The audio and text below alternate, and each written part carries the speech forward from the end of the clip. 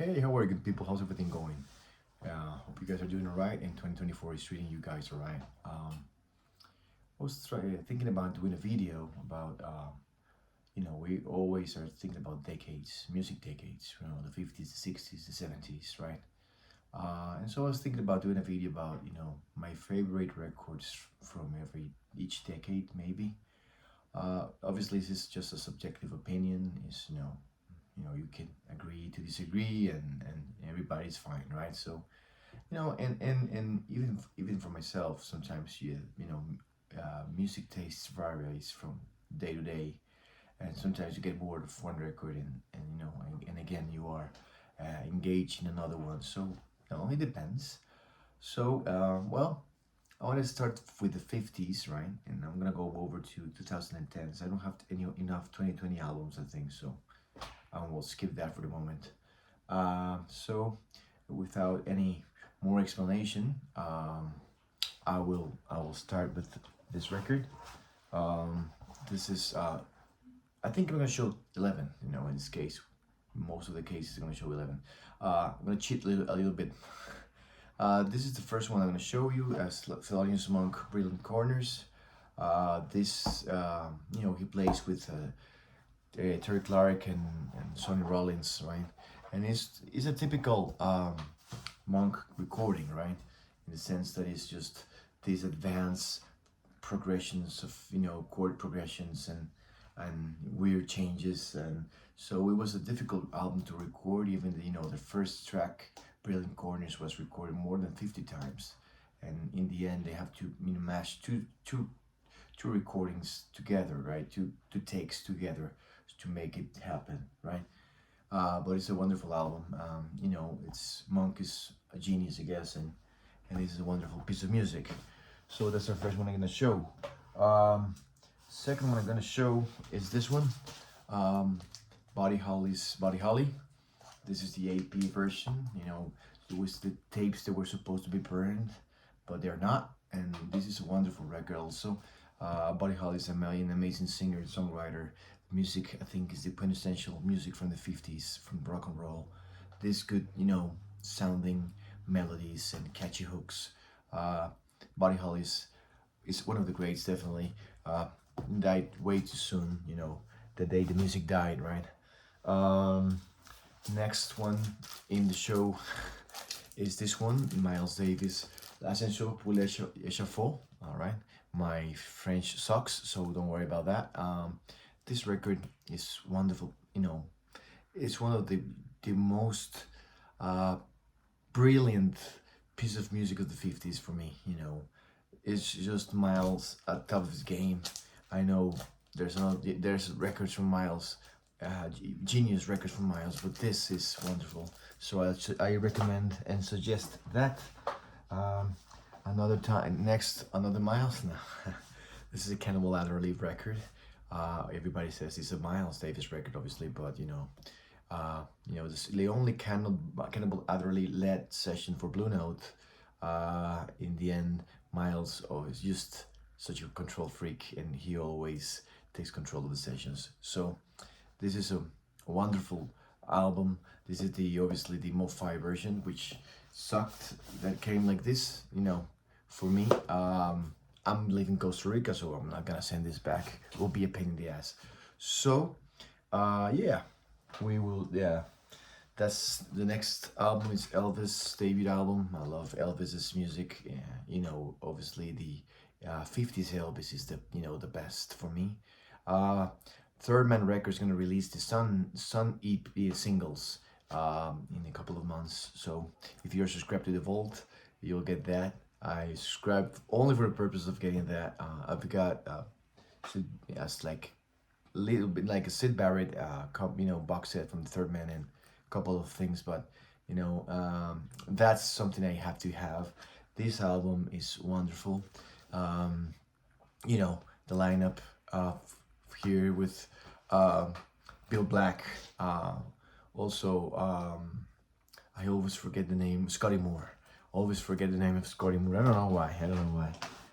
Next album I'm gonna show you is this. Obviously, this is one you have to be in the mood for. Ornette Coleman's The Shape of Jazz to Come, which indeed is The Shape of Jazz to Come. This is a really advanced record for his time. He even plays a plastic saxophone, right? And it was a lot of fuss when this came out. You know, he plays here with the great Don Cherry and Bill Higgins on drums. You know, which is a great lineup. Rounded up by Charlie Hayden on bass.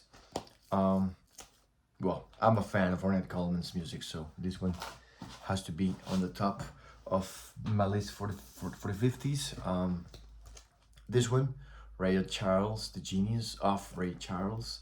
I think, this album is flawless, but I think the last song, Come Rain or Come Shine, has to be one of the wonderful, interpretations of that song ever.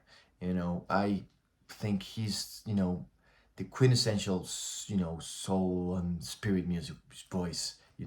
He has the greatest voice ever, for singing this type of music. And he did it even in his later periods, but this is wonderful. One of my favorites, without a doubt. Starting with some cliches, obviously. I'm a Coltrane fan. You guys know that. This is the Tone Poet version, one of the greats. Blue Train. There's a lot of versions there. The Tone Poets are pretty good. This is the mono version. I have the stereo version too. Which one do I prefer? I think I'll go with mono on this. I don't know. It's just different. I don't know if you have to prefer. Maybe you can just get it both. I have both, so that's fine with me. This is a very good mono record. Yeah, the 8 piece of Saxophone Colossus, obviously. Sonny Rollins, his second appearance here for Sonny, but the first one with the wonderful I forgot Thelonious Monk. This is one of the great albums of all time, definitely. Tommy Flanagan, Dot Watkins, Max Roach. Tone here, he has just this wonderful tone. Epic record. How can I leave this man out of it? It's impossible. In the wee small hours. Yeah, there's a lot of Sinatra 50s records that could be in, but here he's different. He is just melancholic. This is for late night whiskey drinking and thinking about life, and it was a concept album, I guess, and they were it's innovation 100%. So this is one of the most things that I like to play during my lonely nights sometimes, and when I feel this is a late night record for me, never in the morning, right? So let's go obviously with two more. I was thinking about between Mingus and this one. I ended up with this Brubeck. This is the AP45 RPM version.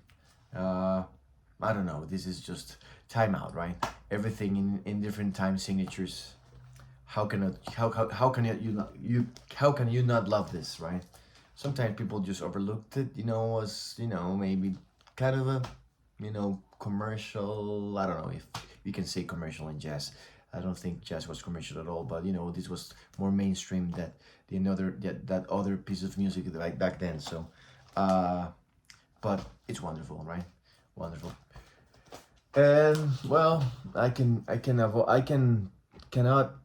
Sometimes you get bored by it. Like people say like again, yeah. But this for me is quintessential music. So I have to include this in every, if we've, I don't know, I'm a Miles fan, but I'm more of a Kind of Blue fan than Miles fan, to be honest with you. I like a lot of Miles records, but this is in a league on its own, and I don't give a damn if it's just popularity and it's played 1,000 jillions of times. This is a wonderful piece of music, and since the first time I heard this, my life changed forever. So this is amazing, and yeah, those are my 50s albums. Hope you guys like the video and everything. It's all right, and cheers. Take care.